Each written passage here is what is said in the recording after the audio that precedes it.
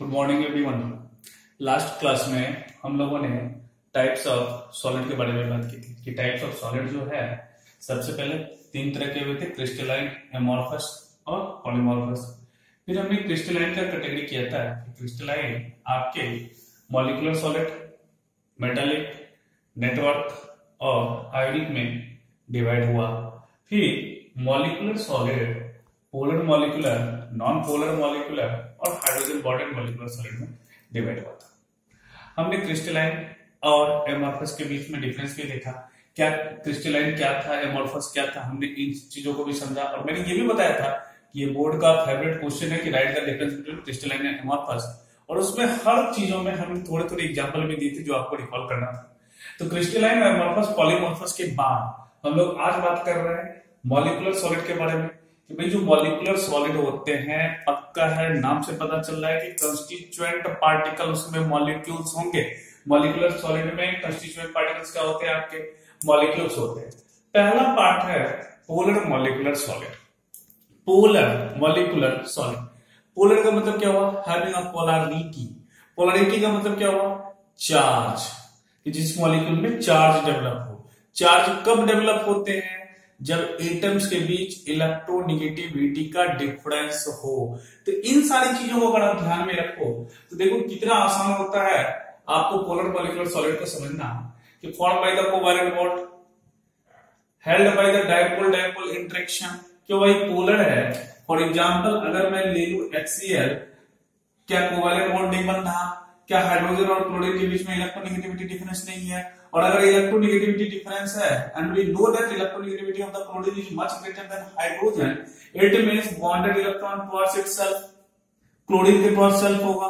और अगर टुवर्ड्स आपका शिफ्ट हो चुका है जिसपे माइनस डेल्टा चार्ज और इस पे कौन सा चार्ज? प्लस डेल्टा चार्ज, इसका मतलब पार्शियल चार्ज आ रहा है, पोलैरिटी डेवलप हो रहा है। तो कंसेप्ट समझेंगे, polar molecular solid covalent bond के कारण बन रहा है, formed by the covalent bond, held by the dipole dipole interaction. तीसरा कि मेल्टिंग पॉइंट जो होता है वो नॉन पोलर मॉलिक्यूलर सॉलिड से पोलर मॉलिक्यूलर सॉलिड का हमेशा ज्यादा होगा, सॉफ्ट होगा और इलेक्ट्रिसिटी का नॉन कंडक्टर होगा। और फिजिकल स्टेट क्या है कि कुछ पोलर मॉलिक्यूलर सॉलिड जो होते हैं, कुछ रूम टेम्परेचर और प्रेशर पे सॉलिड फेज और लिक्विड फेज में आते हैं। एक बार फिर से जल्दी से रिकॉल कर लो। पोलर में formed by the covalent bond, held by dipole dipole interaction, melting point are higher than non polar molecular solid, soft and non conductor of electricity, and generally some polar molecular solid is present in solid phase and liquid phase at room temperature pressure। Example मैंने पिछले lecture में डाल दिया था, ध्यान रखो कि solid sulphur dioxide, solid ammonia, etc. Next non polar molecular solid. भैया नॉन पोलर मतलब मोलरिटी नहीं है, पोलैरिटी नहीं है। अगर पोलैरिटी नहीं है मतलब इलेक्ट्रोनेगेटिविटी डिफरेंस क्या होनी चाहिए? सेम होनी चाहिए। फॉर एग्जाम्पल हमने ले लिया हाइड्रोजन, हाइड्रोजन दोनों सेम इलेक्ट्रोनेगेटिविटी, मतलब बॉन्डेड इलेक्ट्रॉन किधर भी शिफ्ट होने वाला नहीं है। अगर बॉन्डेड इलेक्ट्रॉन शिफ्ट नहीं हो रहा तो कोई चार्ज डेवलप नहीं होगा, चार्ज डेवलप नहीं होगा मतलब नॉन पोलर है। तो form by the either atom, atom में ध्यान रखेंगे हीलियम हो सकता है, आर्गन हो सकते हैं आपके, और molecules like H2 form by the non polar covalent bond. इसमें जो आपके एटम को होल्ड करके रखता है तो उस अट्रैक्शन फोर्स को बोलते हैं डिस्पर्सन फोर्स या फिर लंदन फोर्स।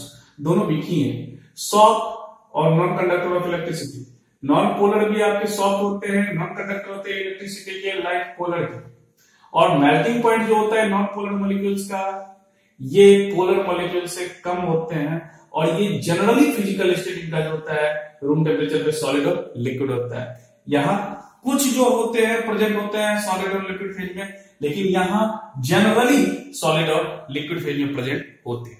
तीसरा जो अपना है हाइड्रोजन बॉन्डेड मॉलिक्यूलर सॉलिड, जैसे ही नाम है hydrogen bonded, and we know that what is the hydrogen bond, कि जब हाइड्रोजन कोवैलेंटली अटैच्ड हो हायर इलेक्ट्रोनेगेटिव एटम से, कौन कौन हायर इलेक्ट्रोनेगेटिव एटम हो सकते हैं? Fluorine, oxygen, nitrogen and sometimes chlorine also. तो जब हाइड्रोजन कोवैलेंटली अटैच्ड हो हायर इलेक्ट्रोनेगेटिव एटम से तब हाइड्रोजन और हायर इलेक्ट्रोनेगेटिव एटम के बीच एक एडिशनल बॉन्ड फॉर्म होता है and this bond is known as hydrogen bond like in case of the water hydrogen oxygen hydrogen next molecules of the water HOL oxygen से hydrogen attach है higher electronegative से attach है तो oxygen और hydrogen के बीच में आपने एक एडिशनल बॉन्ड बनाया and this bond is known as hydrogen bond या केमिकल बॉन्डिंग में पढ़ चुके होंगे 11th क्लास में।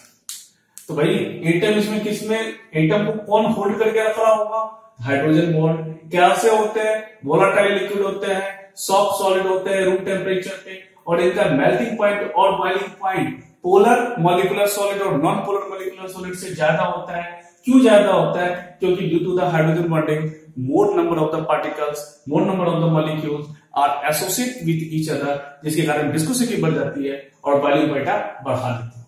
ये भी इलेक्ट्रिसिटी के नॉन कंडक्टर होते हैं और hydrogen bonded molecular solid intermolecular hydrogen bonding के केस में और इंट्रामॉलिक्यूलर हाइड्रोजन बॉन्डिंग के केस में दोनों केस में होते हैं। एंड आई होप गाइस कि हम लोगों ने आज polar molecular solid non polar molecular solid and the hydrogen bonded molecular solid अच्छे से समझ लिया होगा। नेक्स्ट हम लोग मेटालिक के ऊपर बात करेंगे पहले कॉपी करते हैं।